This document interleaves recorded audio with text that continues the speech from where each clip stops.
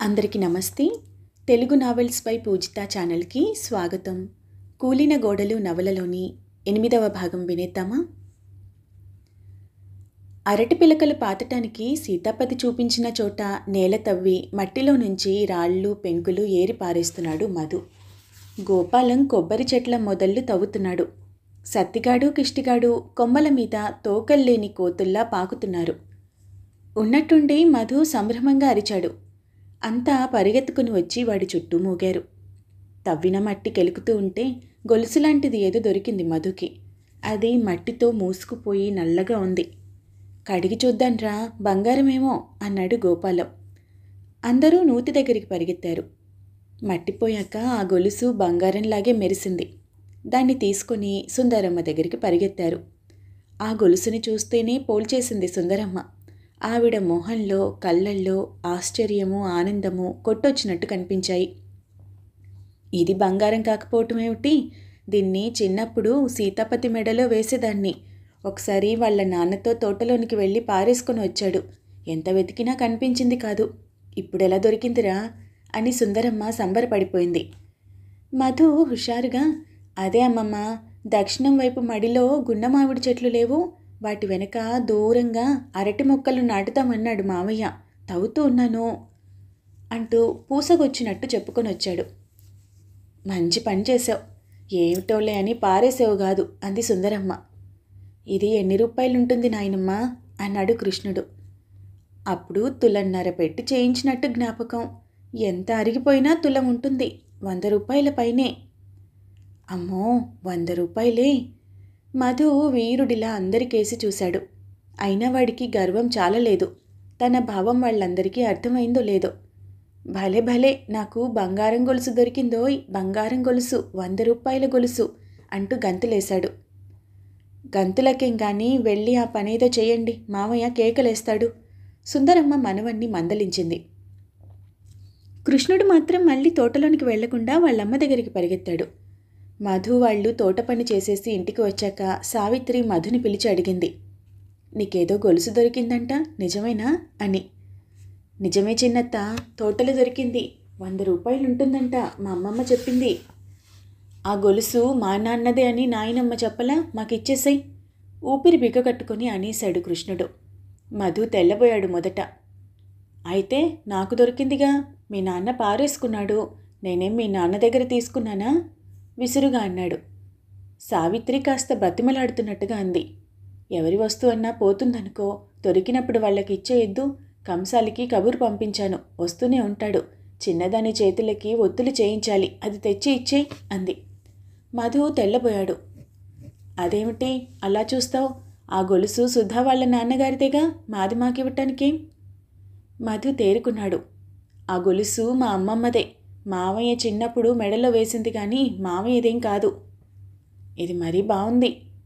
కృష్ణుడి వేలికి ఉన్న ఉంగరం వాడిదేనేమిటి? వాడు దాన్నేం చేసినా నువ్వు ఊరుకుంటావేమిటి? నీ ప్లీడర్ కబుర్లకేం కానీ ముందది తెచ్చిచ్చేసాయి. నేను ఇవ్వను, మా సుసి చేయించుకుంటుంది ఒత్తులు. పెద్దవాళ్ళు ఒత్తులు చేయించుకోరుగా. కృష్ణుడికి బాగా పాయింట్ దొరికింది. పోనీ సుధ చెవులకి ఉన్న జుంకాల్లాంటివి చేయించుకుంటుంది. సావిత్రి కోపంగా అంది. అయితే ఇవ్వవా? మీ పెద్ద మామయ్యకి చెప్పమంటావా? చెప్పుకో, గొలుసు దొరికింది నాకా నీకా? అనవసరంగా దెబ్బలు తినకు. ఒక ఛాన్స్ ఇద్దామనుకుంది సావిత్రి. నాకేం భయం లేదు. అంతలో ఆ గొలుసు రెక్కలు కట్టుకొని వచ్చి సావిత్రి ఒళ్ళో పడింది.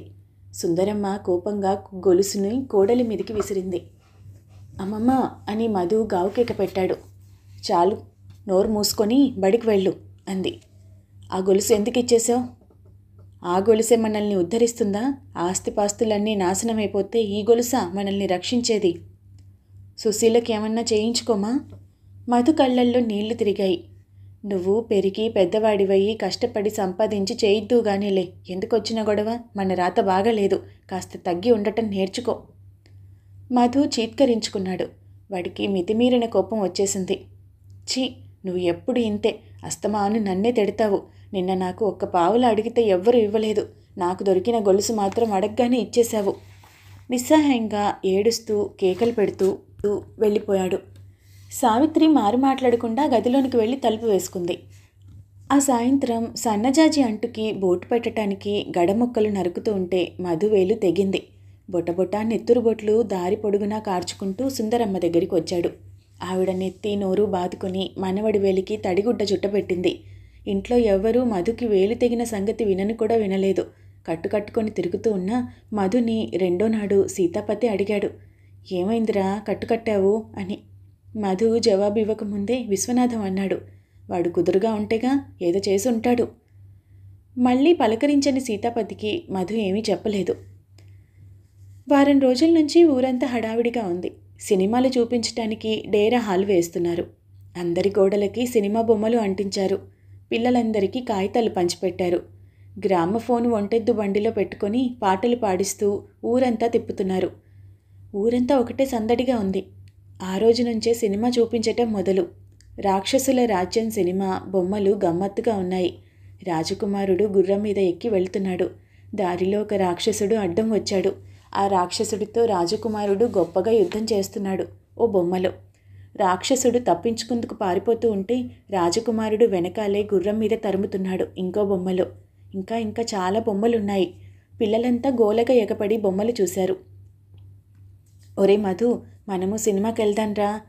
గోపాలానికి సినిమా చూడాలని కోరిక పుట్టుకొచ్చింది. నాకు చూడాలని ఉందిరా గోపాలం, డబ్బులు లేవుగా. బేడ కావాలి, ఎవరిస్తారు? నా దగ్గర 3 అనాలున్నాయిరా. ఇంకో అనా ఉంటే మనిద్దరికీ సరిపోతుంది. అనా ఎవరిని అడుగుదాం? మొన్న నీ గొలుసు తీసుకుందిగా, మీ చిన్నత్తనడుగు, ఇస్తుంది. మధుకి నచ్చలేదు. నేను అడగనురా, పోనీ నువ్వు వెళ్ళి చూసిరా, నేను డేరా బయట నించుంటాను. గోపాలం ఒప్పుకోలేదు. నువ్వు అడగొద్దులే, మీ చిన్నత్తని నేనే అడుగుతాను. ఆ ఉపాయం కాస్త బాగానే ఉందనిపించింది మధుకి. అయితే అడిగిరా, నేను ఇక్కడే ఉంటాను. గోపాలం పరిగెత్తుకుని వెళ్ళాడు. కాసేపట్లో తిరిగి వస్తూ, అర్ధనాయే ఇచ్చిందిరా, డబ్బులు లేవంది అంటూ అర్ధన చూపించాడు. మధు ఆ అర్ధన పట్టుకొని పరిగెత్తుకుని వెళ్ళి దొడ్లో చీడీల మీద బియ్యం ఏరుకుంటున్న సావిత్రి ముందు గిరాటి పెట్టాడు. అర్ధన వచ్చి బియ్యంలో పడితే సావిత్రి తలెత్తి చూసింది. నాకేం అర్ధన అక్కర్లేదు, అన్నా ఇవ్వలేవా అనేసి మధు క్షణం నిలబడకుండా పరిగెత్తుకొని వెళ్ళిపోయాడు. అయితే ఏం చేద్దాం? మళ్ళీ అన్నా ప్రశ్న. పెదనాన్న ఊళ్ళో లేడు, చూస్తే ఇవాళే చూడాలి అన్నాడు గోపాల మాతృతగా. మధుకి ఏమీ తోచలేదు. ఇద్దరూ వీధిలోనికి పోయారు. వీధిలో కాలు పెట్టేసరికి తెలుగు మాస్టరు ఎవరితోనో మాట్లాడుతూ కనిపించాడు. ఆయన మధుని గోపాలాన్ని చూడనే చూశాడు. ఒరేయ్, నాకు కాస్త పని ఉంది కానీ ఈ కూరల సంచి మా ఇంటి దగ్గర ఇచ్చిరండిరా, జాగ్రత్త రోయ్, రోడ్డు మీద ఎత్తేయకండి అంటూ వాళ్లకు ఆ పని అంటగట్టాడు. వాళ్ళిద్దరూ సంచి తీసుకుని వెళ్లేసరికి మాస్టరి భార్య కూరల కోసమే ఎదురు చూస్తుంది. అమ్మయ్య, ఇప్పటికైనా తెచ్చారు. సినిమా అందదనే అనుకున్నాను. మాస్టర్ ఎక్కడ పెత్తనాలు చేస్తున్నారేమిట్రా? ఒకవైపు మాట్లాడుతూనే సంచి తిమ్మరించి చకచకా వంకాయలు తరుక్కోవటం మొదలుపెట్టింది ఆవిడ. అమ్మగారు, మీరు సినిమాకు వెళ్తారా అండి అని మధు ఉత్సాహంగా అడిగాడు. అవునర్రా, సినిమా చాలా బాగుందంట. మా వాడు అప్పుడే ఓసారి చూసి మళ్ళీ నాతో వస్తానని గోల చేస్తున్నాడు. మీరు చూసారా? లేదండి, చూడాలని ఉందండి. ఇంకా ఉండటం ఏమిటర్రా, వెళ్ళక మీలాంటి పిల్లలే చూడాలి.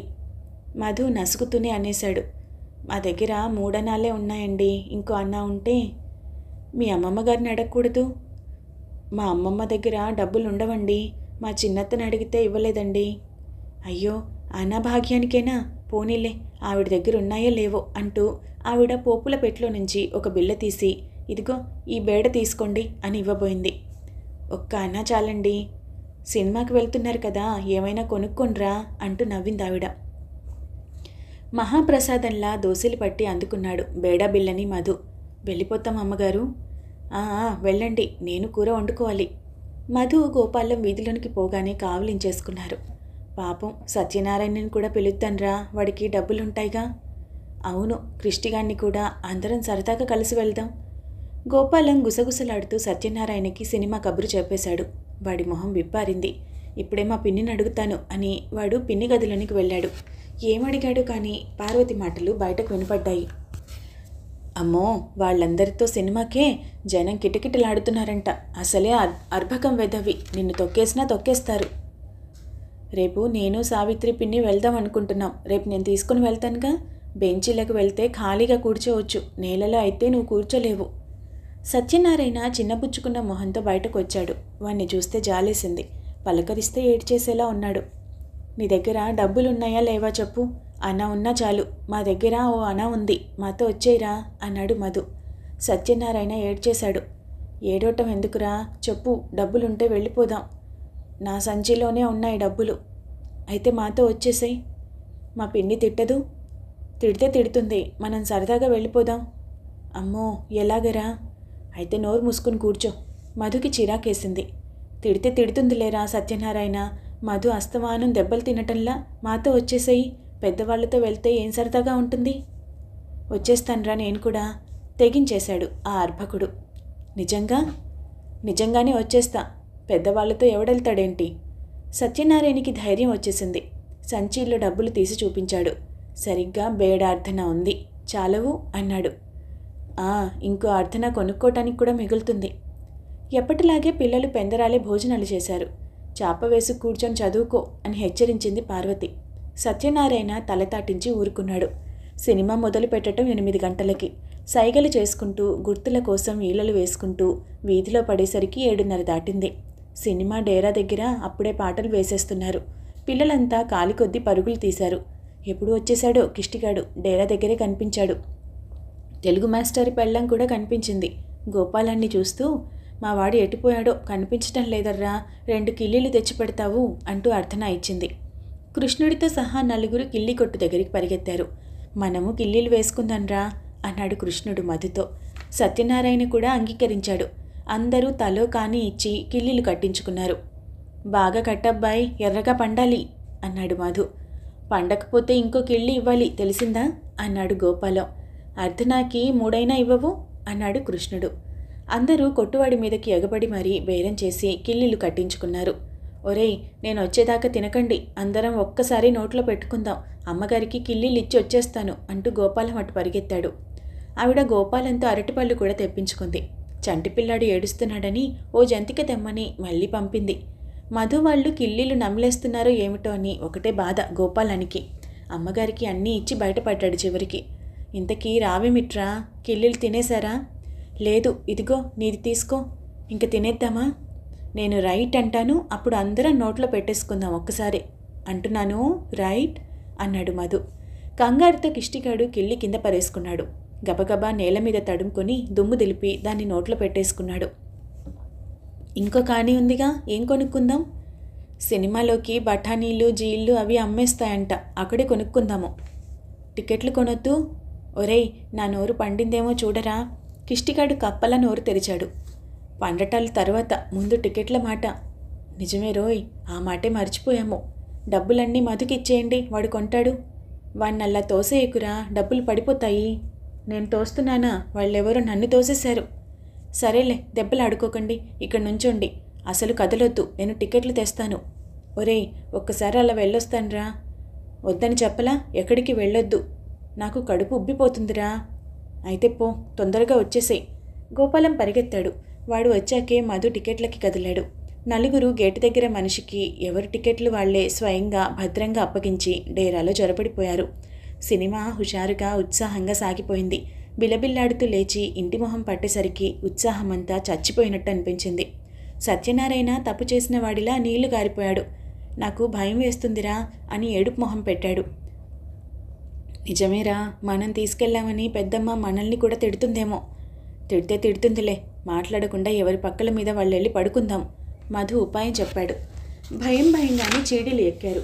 పార్వతి నిద్రపోకుండా ఎదురు చూస్తూ కూర్చుంది చావిట్లో. పిల్లలు 4 చూసి ఏమీ మాట్లాడలేకపోయింది. సత్యనారాయణ కళ్ళబడేసరికి పొంగిపోయింది. వెర్రివెధవా, నాకు చెప్పకుండా వెళ్ళిపోయావు కదూ, ఏమైపోయావో అని హడలి చచ్చాను. బాగా కూర్చున్నావా? ఎవరైనా తొక్కేశారా? సత్యనారాయణ భయంగా అన్నాడు. ఇంకెప్పుడూ వెళ్ళని పిన్ని. ఏడ్సావులే, పడుకో అని కసిరి పార్వతి గదిలోనికి వెళ్ళిపోయింది. మధు పైకి ఎంత ధైర్యంగా ఉన్నా పెద్దత్త తప్పకుండా తిడుతుందని, మామయ్యతో చెప్తుందని భయపడుతూనే ఉన్నాడు. పార్వతి మరేమీ అనకపోవటంతో కిక్కురు మనకుండా ఎవరి పక్కల్లో వాళ్ళు దూరిపోయారు. ఒరే గోపాలం, అడుగో రాక్షసుడు! కెవ్వుమంటూ కూర్చున్నాడు సత్యనారాయణ. వాడు తెల్లవార్లు కలవరింతలే. మధు స్నేహ బృందంలో సభ్యులంతా ఆ సినిమా చూసేశారు మొత్తానికి. ఒకసారి పిల్లలంతా కలిసి తోటలో సినిమా ఆడారు. మధు రాజకుమారుడు, కృష్ణుడు రాక్షసుడు. రాజకుమారిలా సుధని ఉండమంటే ఉండనంది. హరిగాడు చెల్లై పరికిని తెచ్చుకొని తయారయ్యాడు.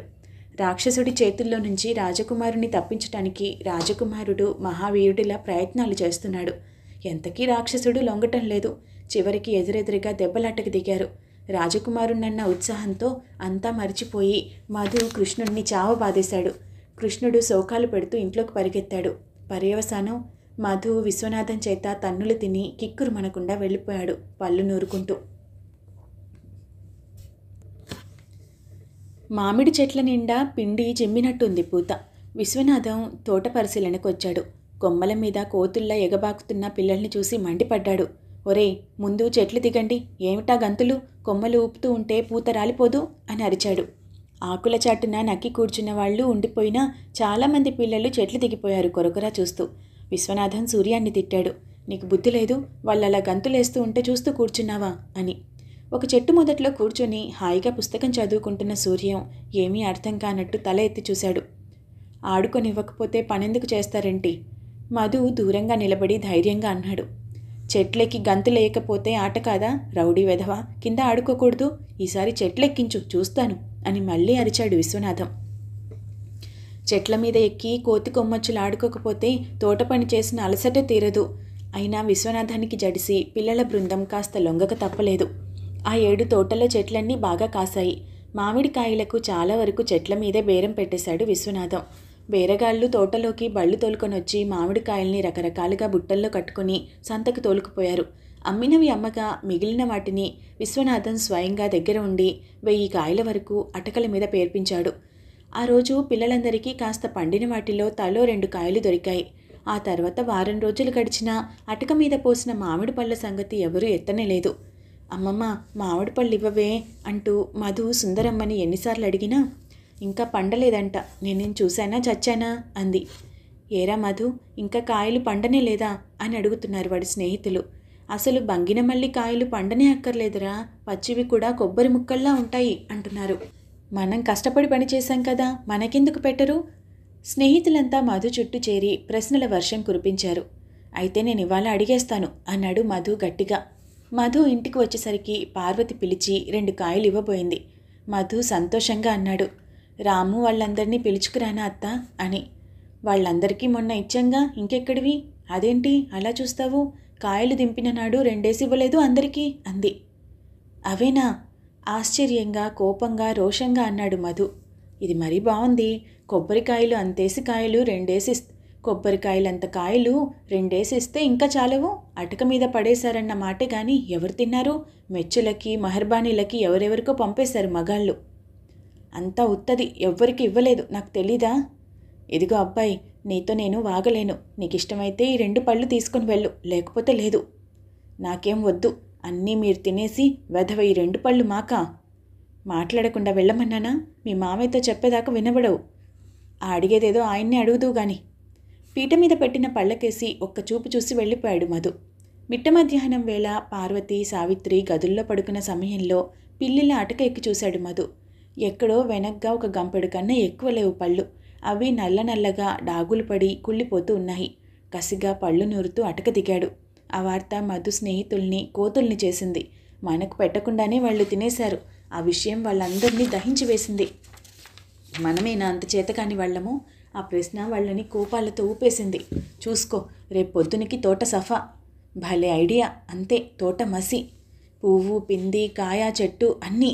ఆవేశంతో ఊకిపోయారు పిల్లలంతా. అడ్డంగా తల ఊపాడు మధు. ఏమిటి?